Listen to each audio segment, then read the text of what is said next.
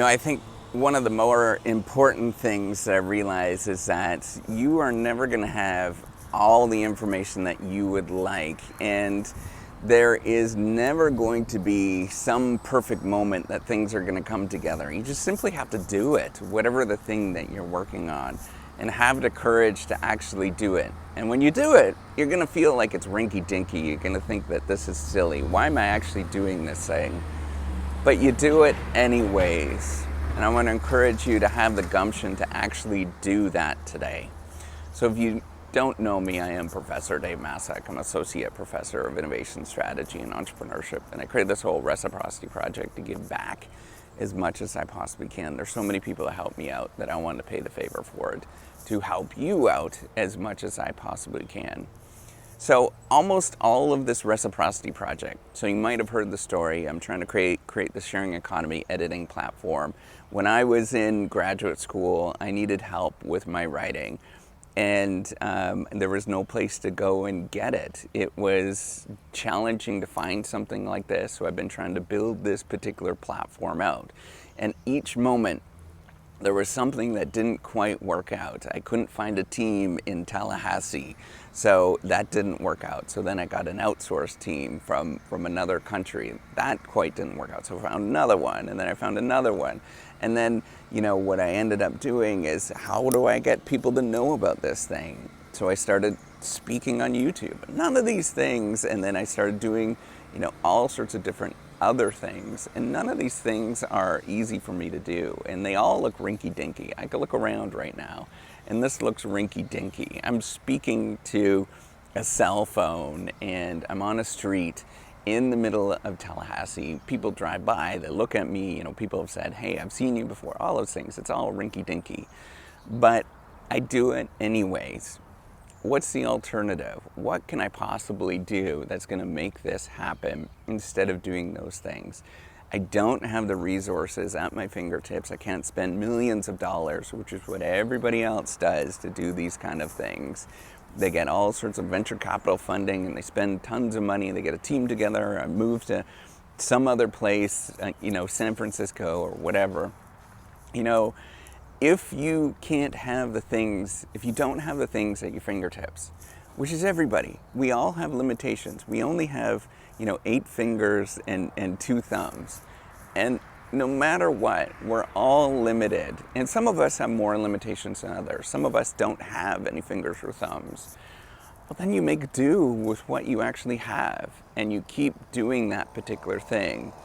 And the biggest thing that you need to remember, you have to get over the feeling of people making fun of you, or over the feeling of like, this is rinky-dinky, this is stupid, why am I doing this, putting yourself down, I can't do those things, everybody else is better than I am.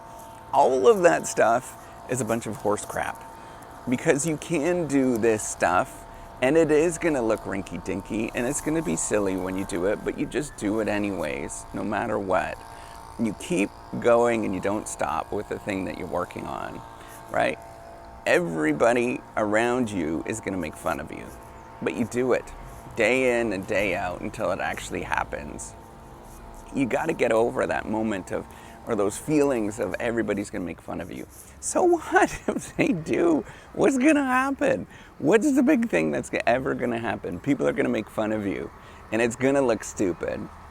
So, I remember I was talking about this on my podcast, and just one second. So I remember distinctively I was maybe in I think I was in grade 9, and I was trying to lose weight, so I was trying to jog, right? And I was kind of a portly kid. I was just who I was, right? I had excess. I probably had 30 pounds to lose to get to the moment to where I am right now. And, I was out jogging, and I didn't have any jogging clothes or anything like that because my family, we didn't have a lot of money. We really did not. There was, 5 of us, and my parents only had one income. My dad worked in a pulp and paper mill as an operator. That was it. That was their thing. So guess what I was running in? And this was in the winter. This was probably March. I was jogging in my jeans. And I distinctively remember these kids pulling over and making fun of me because I was jogging in my jeans. Yeah, it felt bad, and I still remember it to this day, right? Like, I feel really bad about that. However, I still did it. It didn't make me stop. I still went to the gym.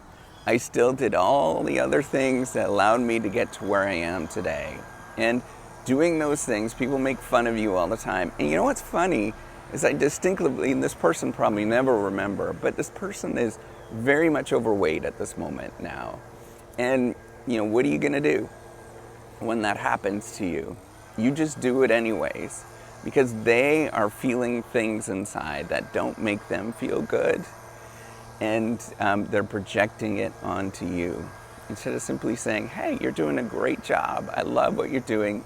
Maybe I can help out. Maybe I've got an extra pair of jogging pants for you to give to you. Or maybe we can work on this together and we can work out together. But people don't do that stuff.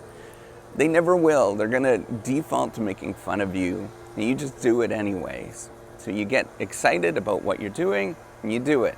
You know what's going to happen? There'll come a moment in 20 years, 30 years, you'll look back and you'll say, hey, you know what, that Professor Maslach, he was right.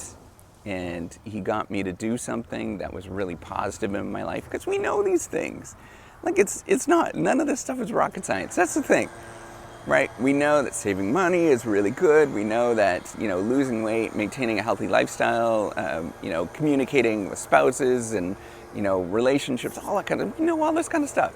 We know not to be an aggressor in this world. We know all of these kind of things, but none of us does it. And guess what? You know how we change that? We just do it. And then we look around and we say, hey, you can make fun of me. That's all right. That's pretty amazing that you are doing that and you are making fun of me. I'm going to do this anyways. And when you get to that moment where it's 20, 30 years from now, you get to look back and you get to have that sort of spite feeling where you're like, I showed you. And guess where I am today? Guess where I'm going to be in 30 years? Me personally. I know that this is going to become a big thing. And a lot of people are going to be watching this. And a lot of great things are going to happen because of it. And then look who's going to be making fun of me. Look who's going to be making fun of me then. Good luck to you. You can do this. You got it. Today's going to be a good day. All right. Bye.